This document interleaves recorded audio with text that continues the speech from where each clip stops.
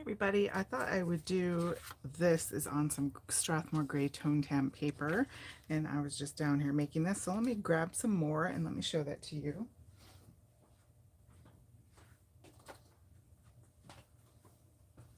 I'm supposed to be cleaning, but you know how that goes. This is the Strathmore Tone Tan paper, or Tone Gray. I use the Tone Tan a lot, which is my favorite. This is a close second, Toned Gray. And this is a big one, so you can actually do the whole painting like this, or you can cut this in half and then later trim it up. So just a simple, some couple things I've been working on lately is this one, and then just some flowers in the pot, and then I can make my digital prints from that for my Etsy shop. So I thought I'd do that really quickly. I'm using my Mungyo mostly. I do have my Paul Rubens out. The older Paul Rubens aren't quite my favorite, but the new Haya kind, so not this kind. These are great. Not as good as the Mungyo, I don't think. But the new Haya ones to me are like Sennelier. So anyways, basically I took, let's see here, what did I take? This blue, just kind of made a pot shape, and then just thinking about shading and things. So just giving that a little zhuzh.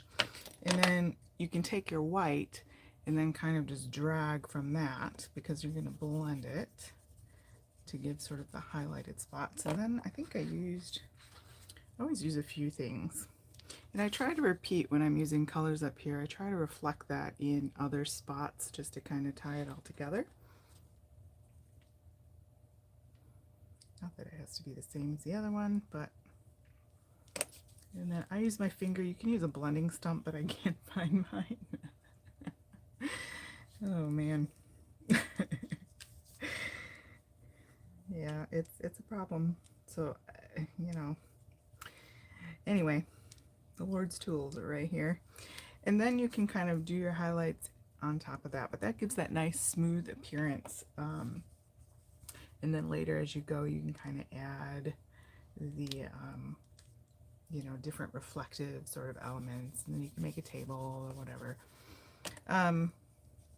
Oil pastels are such a great medium. I feel like, sorry, I'm shaking the table there. They are a lot of fun to use.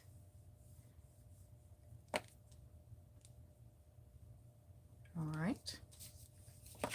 So we have our base, and then you can kind of just come in with a green. Straighten my phone out there. You can kind of come in with a green and make some leaves and kind of figure out and just sort of be organic about it, because it just gets changed later as you add flowers and things. You want them hanging over the pot to give that, you know, idea that this is coming out from there, and then kind of shading with some different colors, and then you can blend that. Because in nature, right, stuff's not just one flat color. Not that you couldn't do that art form, but I feel like it's nice to have a little layer of color there. And then you can even come in with, you know, bits of white.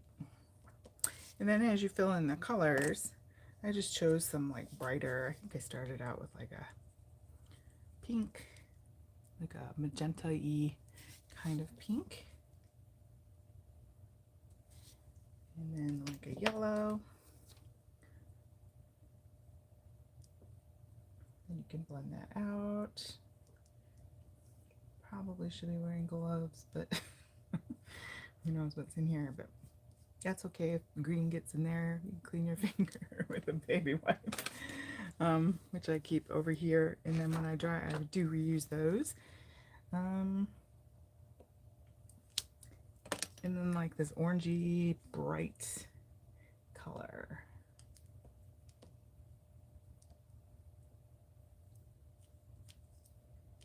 You can even elongate that a little bit. And then for the center, I guess we'll kind of go, I don't know, this sort of thing, and then maybe some brown.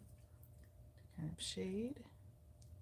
It always looks a little primitive in the beginning, but you just gotta stick with it and it'll come together. And then layering that back over.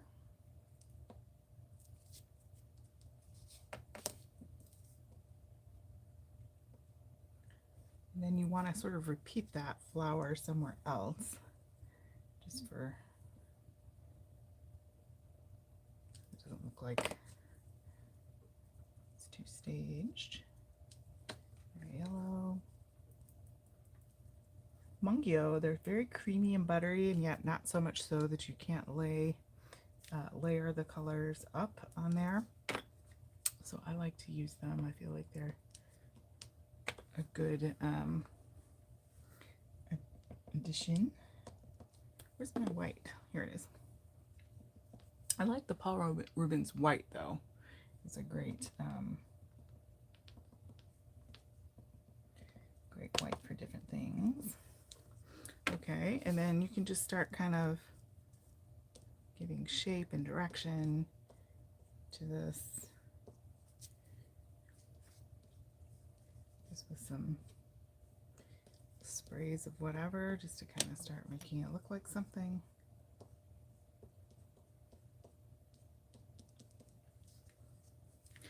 And then, like this sort of periwinkle color, I'm going to stray here from my original one I showed you there. So maybe some of these sort of, I don't know my flower names very well, so it doesn't work out to say them. So I just kind of make up flowers, and it's the idea of some of these flowers. Whoop.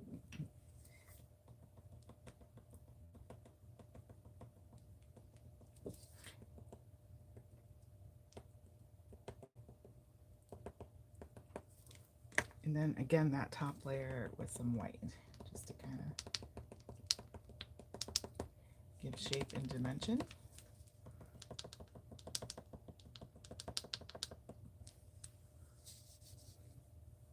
Okay.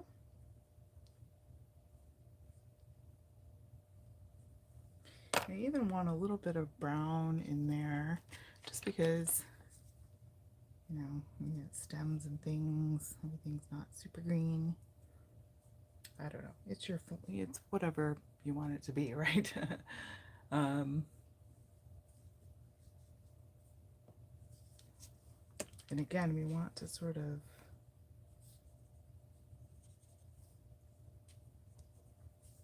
have the colors reflected down in here.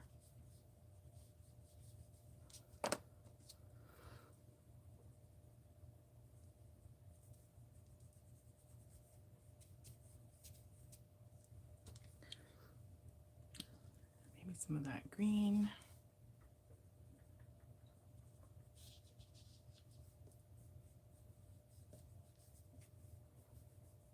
Because it's just interesting.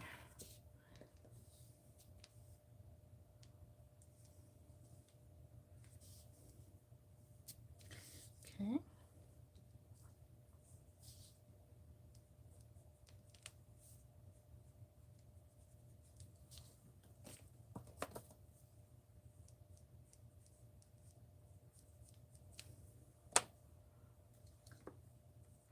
And Paul Rubens does sell the white. You can buy extra whites because you really do go through them, but at least I do. You know, I like the idea of having extra whites in there. So we want to layer the flowers. Echoing that purple.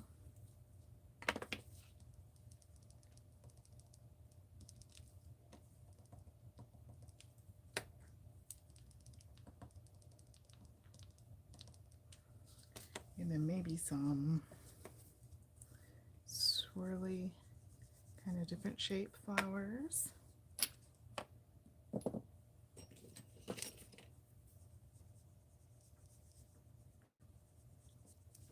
And again with that white.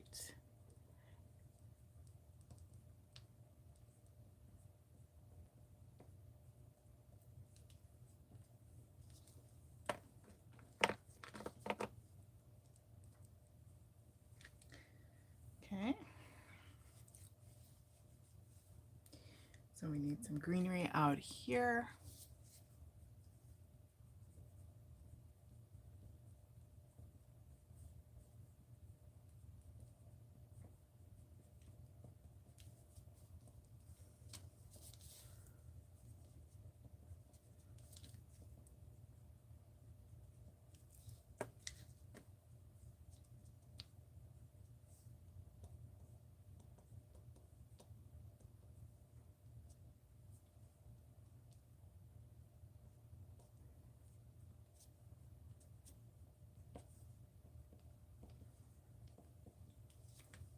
Okay.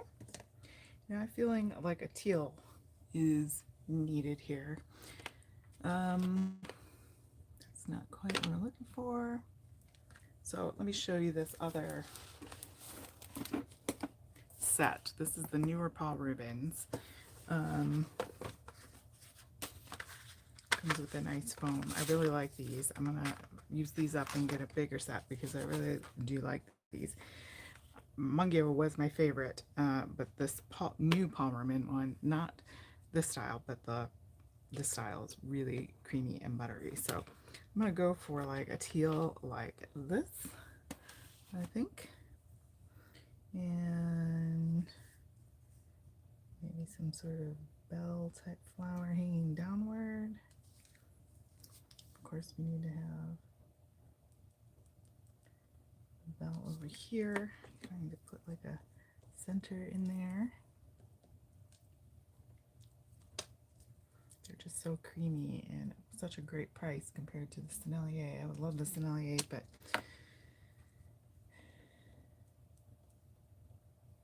it's a little bit pricey for me at this time. It's not quite showing up on there. You can also clean these. Also, sounded like I was from the East Coast there. Just with a dry baby wipe, I just clean that off and it's as good as new. What was I say? Oh, I want this to be a little bit more.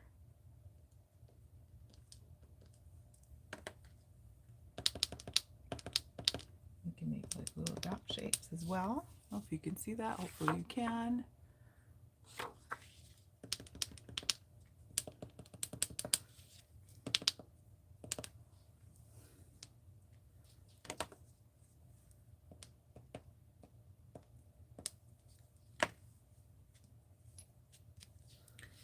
Okay, and maybe a touch of black. I don't know, just to kind of define some of these. I don't think I like that's a little.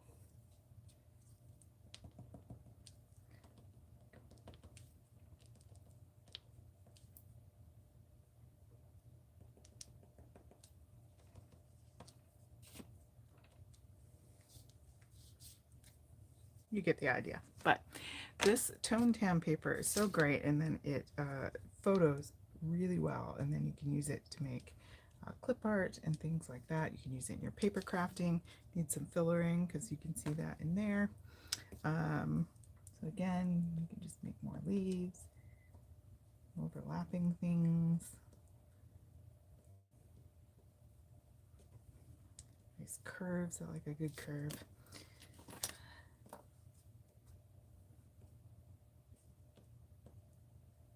And then again, the white. So I kind of just echo everything with the white. Come back in that pink. A lot of times too, not on this paper, I wouldn't do it, but if you had watercolor paper, you could use like a watercolor underpainting and then put these on top.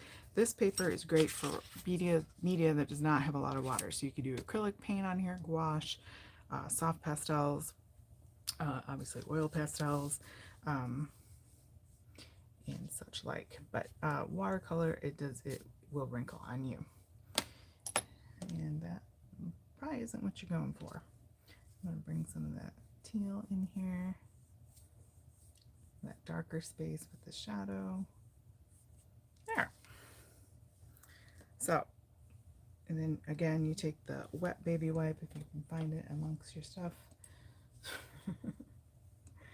And just clean your hands really quickly. So those are the two. This one's a little chubbier. but that gives you the idea with oil pastels. So I don't know, thought I'd just go on live today. Just felt like doing it. Probably nobody's watching, I don't know, but hopefully you guys will try that out. Thank you so much. Go ahead and check out links below and have a great day.